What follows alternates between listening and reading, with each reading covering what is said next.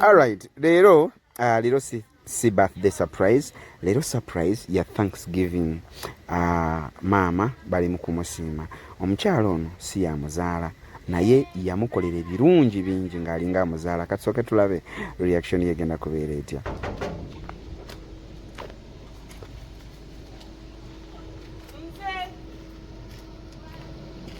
Mama.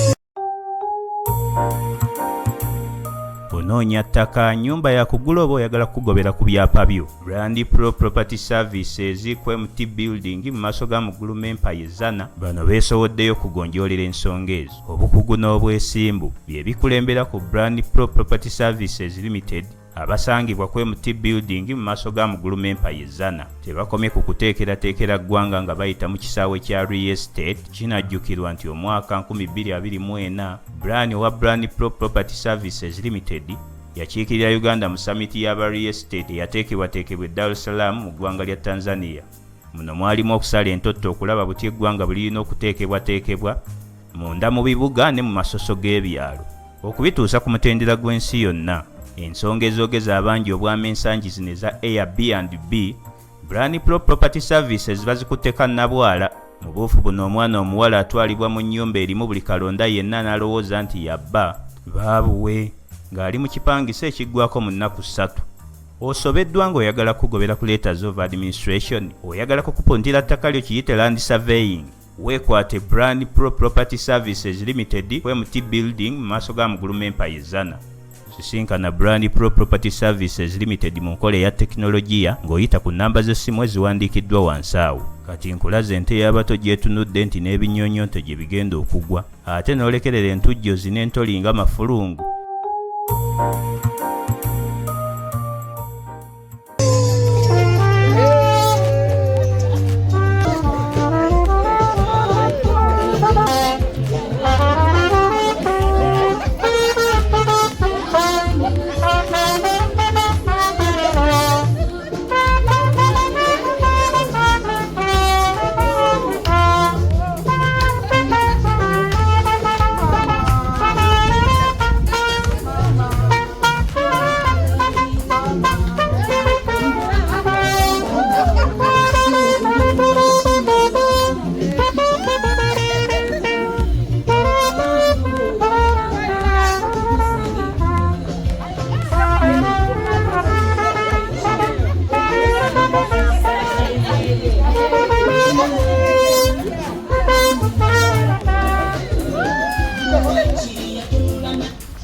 All right. Thank you so much. You're welcome. We love you so much. Gentleman. You follow me? I follow you. Thank you so much. I do. Thank you for having a romantic I'm entertainment. romantic. It's a pleasure being here. Eh, It's a pleasure. It's my pleasure. Thank you. Ndi musanyufu nnyo okubeera nga ndi wano.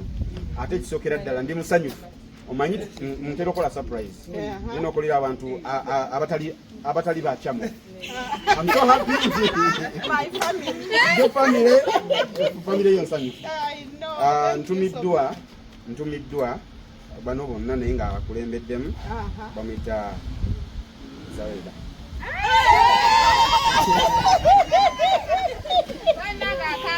Zaweda. Kawalako. Thank you so much. Zaweda yantumye nangamba nti nno first of all ebigambo ebiri kuno, thanks for your unending love. You truly loved her. Wamwagala nnyo. That's why yakwadde ebimuli ebyo nga biriwo ebitalina n'obubaka obulala bwe yantisse. Kamukambo kusomere wano.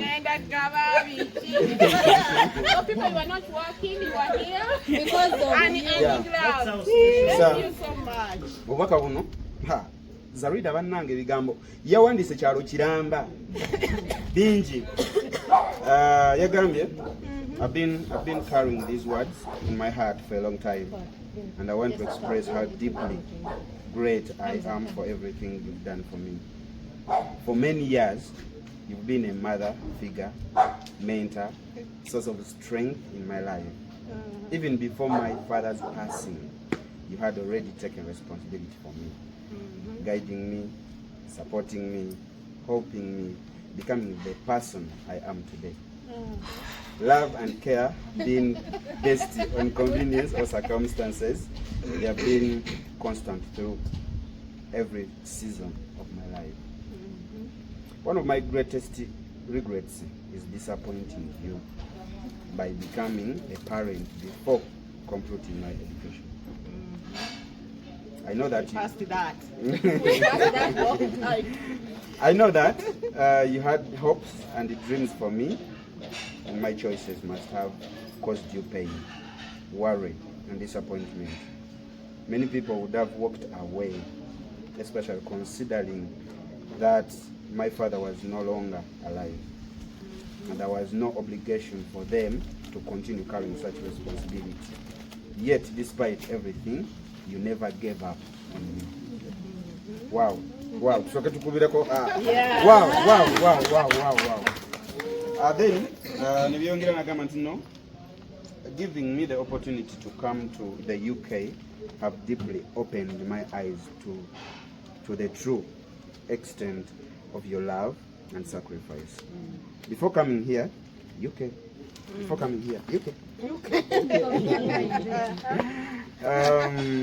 I appreciated what you did for me, but living through some of these experiences, myself have helped me understand your journey on a much deeper level. I've seen and experienced what it means to work under unfavorable weather conditions. And you did. My world. Great. Then, Nagama, my prayer is that God richly blesses you, rewards every sacrifice you have made on my behalf, grants you good health, peace, happiness, long life, and fills your life with the same love and kindness that you have given to others. May He continue to strengthen you and let you see the fruits of every seed you've planted in my life. Amen. Amen. And I love and appreciate you more than words can ever express. Thank you for being there for me, for believing in me despite my mistakes, and for never letting go of my hand when I needed you most. With all my love, respect, gratitude, and prayers. Asigadde nateekako omukono. Thank you very much. You're welcome. Thank you for the job you are doing. Thank you so much. Kugoberera, Amen. kulaba. Amen. Thank you so much. Bane mwena mwebali nnyo. Mwebalire ddala. I'll give you a hug each and every one. Thank you so much. Yeah. Love. Love, but it is a love. So nowadays, without love, wakamera sija kutatanganya mama. Mama tuko myawo ukatne. Ane.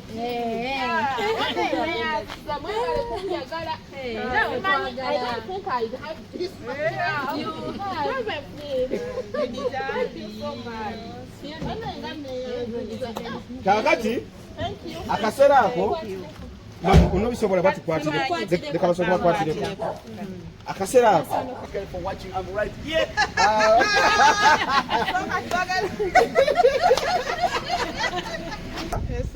akaseero kano kabibala agambye oli kibala mu bulamu bwo buli kaseera bwonoga ku kibala kyongera ne kissa kati naawe emikisa gyo gyali gyongera kussa buli kaseera gissa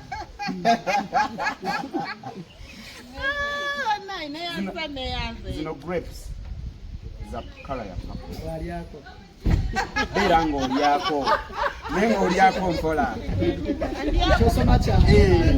ekyensoma kyalyako akacungwa kano kala ya yero ni kalungi nnyo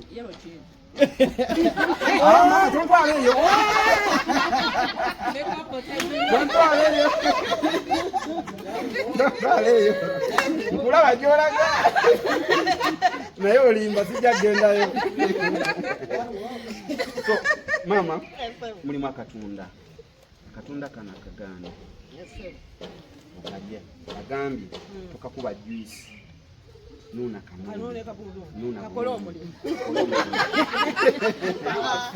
powerful apple zirimu za mirundi ebiri mulimu red mulimu ne green apple zino bwokwata ku ya red lumako bite emu togichewing luma ne ku ya green ozigat chewing ewamu omukwano gwo naye byali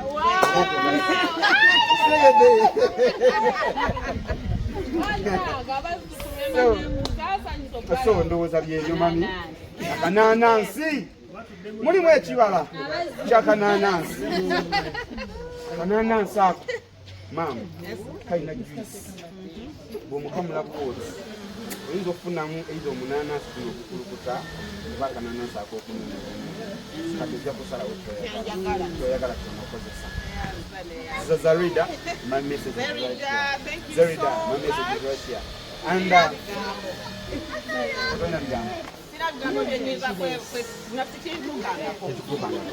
wow, mugambe Zarida.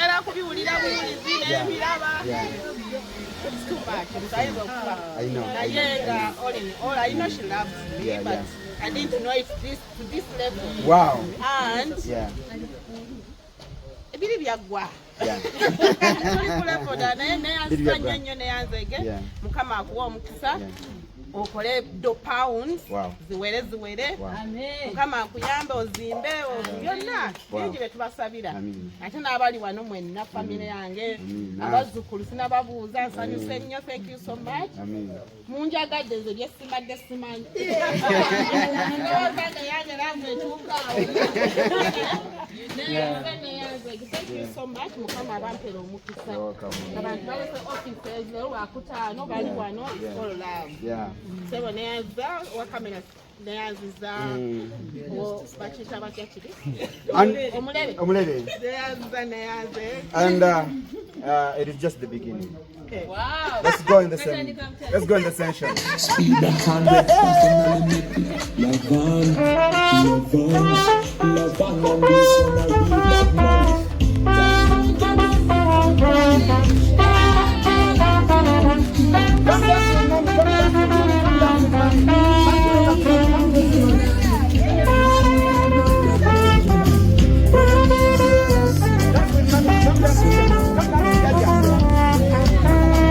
I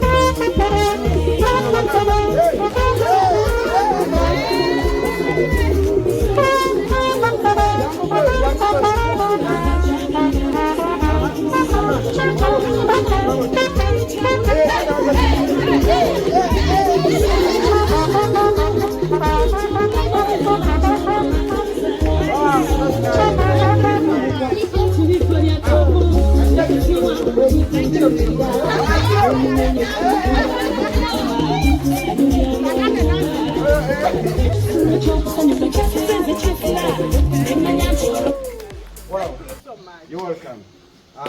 Kalitidako mukasira kano kujja kwebaza Mama Esther olw'okwagala okwo okungi kwalina nze nakulozaako kuva buto okwagala okwo n'okwagaliza kuba nze nabira naye nga maama ndoza yakafa kumala ebbanga so ekiseera ekyo siri kyerabira wadde ndi mukulu kati ebiseera ebyo mbijjukira n'embooko n'eddalu okwagala okwo kikyali kwe kumusa oluwedde baba akwogerako Zerida nze ndi testimony era mmanyi kyalina omutima ogwagala ate ogwagaliza ali gifted mu kwagala ne mu kugaba. Wow, nice. Mama, webale. Any other? Nange simaina mbantandikira naye maama webale kutwala maama olina omukwano bulijjo nyo maama ayagaliza lwagendanga ebweru nga bw'aba akomawo abeerako ne kakuleetedde kagamba ane tinakuleeteddeyo kano abazzukulu nina kye nabaleetedde abaana bange maama olina omukwano mungi era tukwebaza nnyo mukama ayongere okuwangaaza n'okuwa emikisa mingi nnyo tukwagala nnyo. Wow. Thank you. What dako? Fiona against Kale Fiona soke. Nange in the same vein nange nkwebaza olw'omukwano nange gwondaze okuba linayingira mu famire muno tojjanga okwo ne gondabanga owa abaana bano tokikomera byebibala bino bitajja amina kino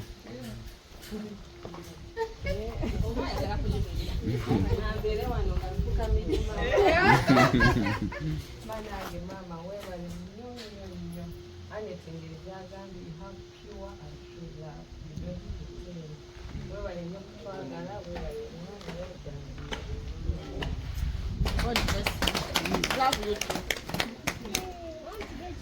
nange nze kyempulira mu nda yange nga mumbejja senga wange amwogerako ekibi nyinza omukyawo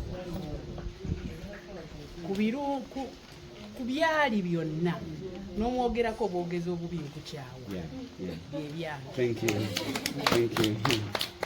Thank you. oba ntandikirewa nange njagala okwebaza Katonda olwa mami mami mukama akutuweera omukisa webala okutwagala nze nzijukira nali ngenda kwanjula saayogera kyamaanyi nnyo olw'ensonga wajja mangu naye mami bwe yawulira bw'ati n'asindika ssente n'agamba ezo zikubeeremu nga soogedde nakwogera jesi yabiwulira buwulirizi negamba waawo mami webale bambi okutwagala mukama tukuumire mukama akutuweera omukisa webale okubeerangawo buli kaseera wetwetangira tugamba wooli mukama akutuweera omukisa. Thank you.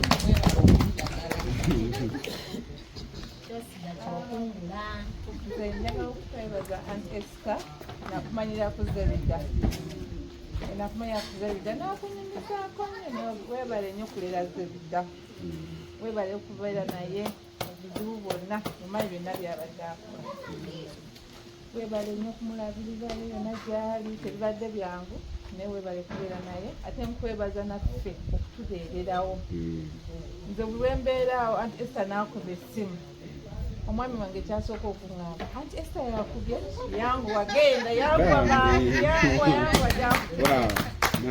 kyakingamba aŋŋamba oyo omukyala mwagala ennyo kubanga omuntu okulabirira nga takuzaala takulinako luganda si kyangu abantu ate n'omuntu okwesiga si kyangu era nze neebaza nnyo webale nnyo kutubeererawo webale kwagala baana bange obeera oli awo nga kwezayo kacyokuleti ako k'abaana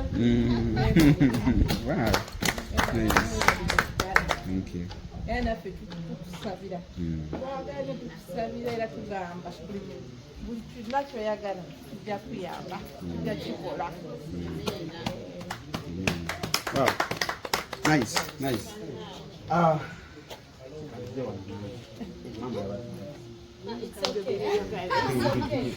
nange ndi wano nga ono muto wange nebaza okwebaza Esther kubanga abaana byobakolera naffe abitukolera banabakolera mwemweka olwekyo omutima ogwo omulungi tukwagaliza tugende mu maaso tukusabira bulamu owangaale oyongere okukola ebirungi ebisinga na bino era bino nga bwe bagambye bijja kweyongera olw'essanyu lyolina n'okwagala kwotulaga era mbeebaza abategese ekintu kino kyonna mwebale nnyo nze lundi musanyufu guys. Surprise zentera okukola nga bwe nabagambye mu kusooka families ezimu zituukamu nga you guys have given me vibe. Thank you. Hot Girl Landscape Media, we love you so much. Mama mutabani yasosookera yagambye nti wabakolera ebirungi naye nga kiboko tekabulamu naye ate naffe Masaka mama we yali atukuza kaseera nga tukozesa ku mboko emboko ezo zatushepinga nnyo oba mama osobola okutubuulira lwaki mubeera mu lutukuba nga tubuulire lwaki mubeera mu tukuba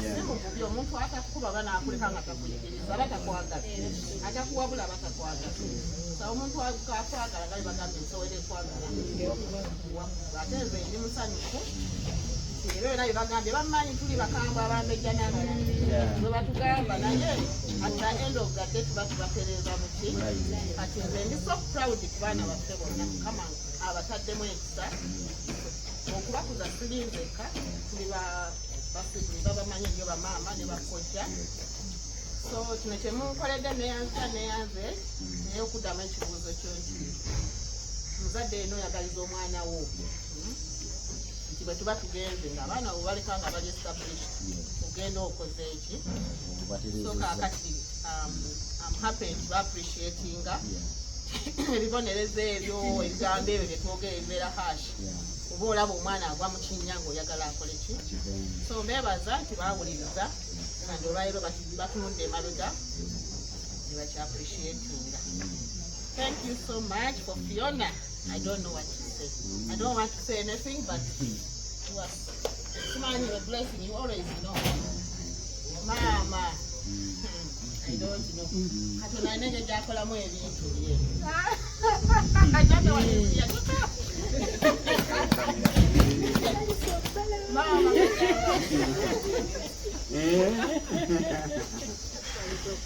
Thank you so much. Mama, munange byonna bimanyi kama akakola ati thank you so much. Auntie Tessie, werawo omukwano gw'olina kaakati gwate ebibyo naawe obimanyi kwetama mukadde bwate bwetukaabeeranga oyo Auntie Tessie ayingirawo wonna ne bano bonna abakozi yakizne baparents ababeerawo ffe wetutali buli omu alina kyakoze baroni bamentaringa abantu bato baabwe abaana bange so I appreciate Juliet, Yemuzukulu asooka mu lujja, she's playing that role. Annette, I really appreciate bombi beba Annette. Naye ono kugamba, yeah, I don't even know. Naye nga all in all, mwenna twagala nnyo, and for me I think it goes back to my family. Wabona abasinga bano, nalendooza mwenna, bonna bamulekwa. Kati bali we bagenda, of course, what do you have to do to give? Try to give that love. You can't equate it to them, but so we have tried our best. So I really appreciate it. Some are people, but not very independent, and they are loving.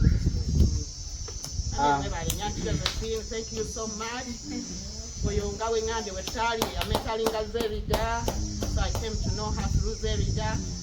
In fact, it was one of the holidays. And I'm like, I want to meet these people. You know, so come around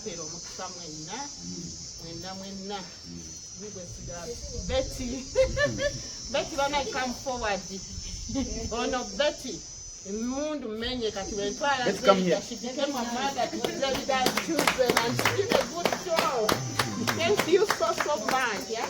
But I tell you, I'm going to get there and all the car. The question is, I don't know about what to call it, whether in your bed, may God bless you so much.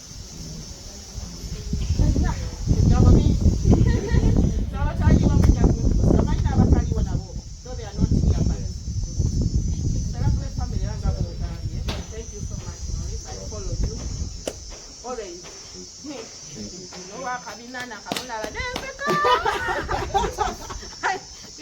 Stress. I mean, so it's always good and aromatic. I follow them. Thank you so much.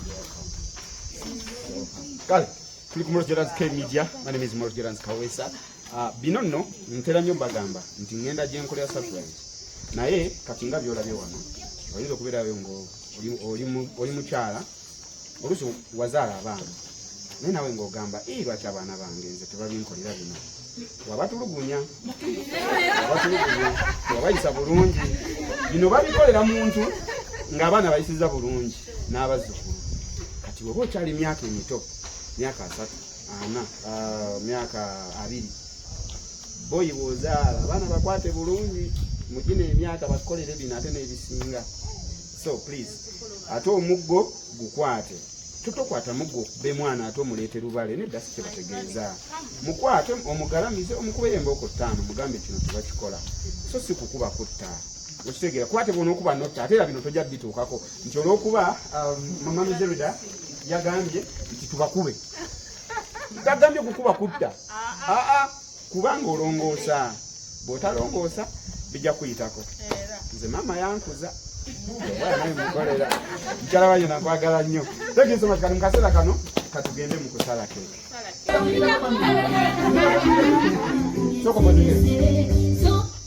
kati tutugenda ku spellinga linnya lya Esther bwe liggwayo ku R nga tuyo katusala tugenda ku spellinga fenna E tuwanike waggulu fenna tukwate tuwanike E S C H E R.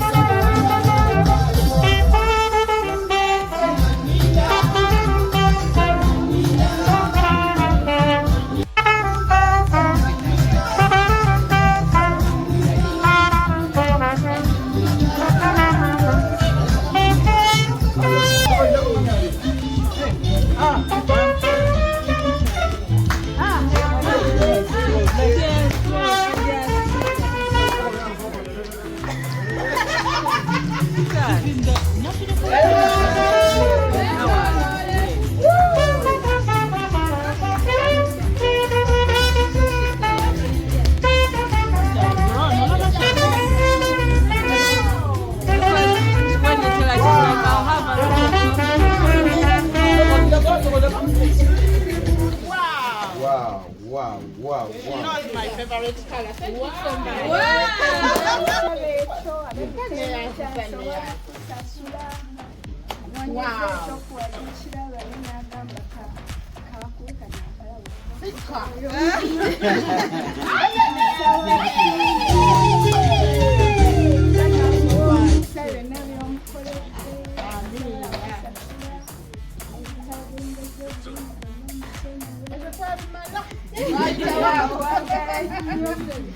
This has said it all. Thank you so much. Thank you. Kakue, mama kakue.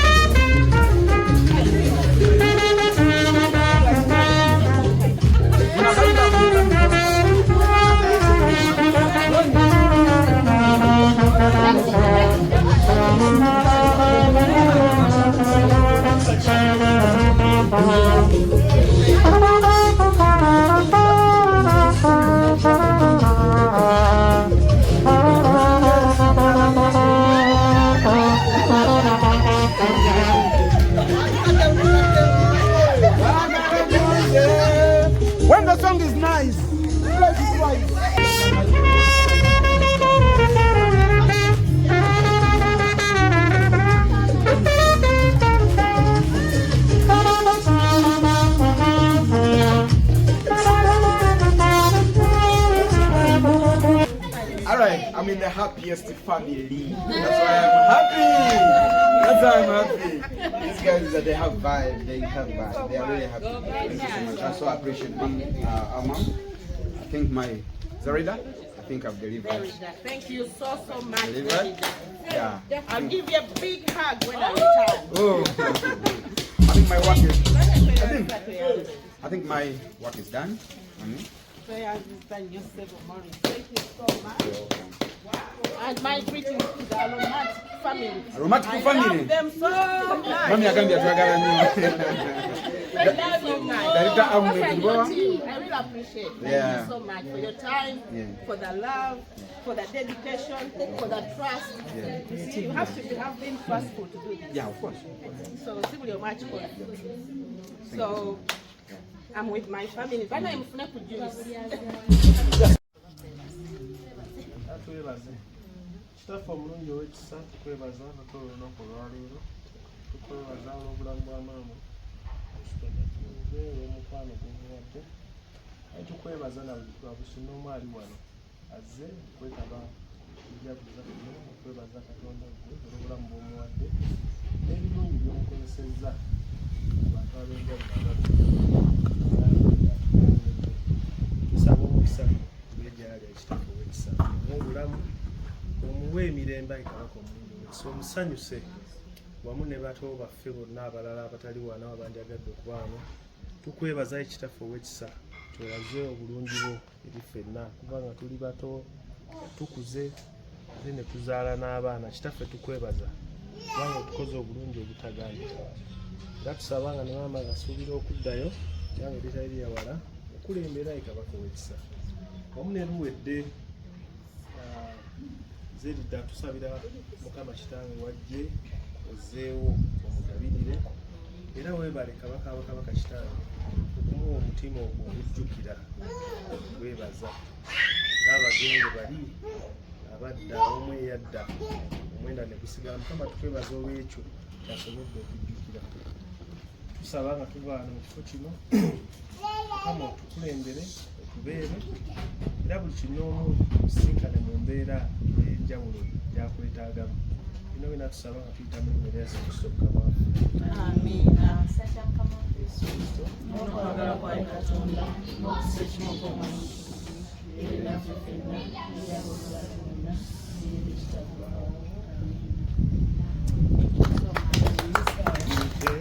Tendereza Yesu, Yesu olimanya wandiga omusana tunaziza ebaza omulokozi.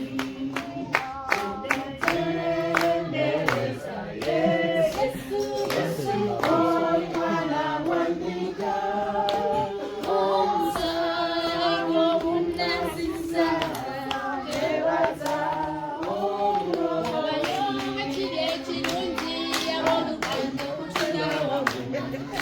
tulina kwagalako okwa Yesu kwetuwa tunulamu kukyamakugi agamuwendo mungi olukutiranga mukirevu kyalo labayo ekiri ekirungi abooluganda okutula wamu katuli mungi agakulukutiranga mukirevu kyalo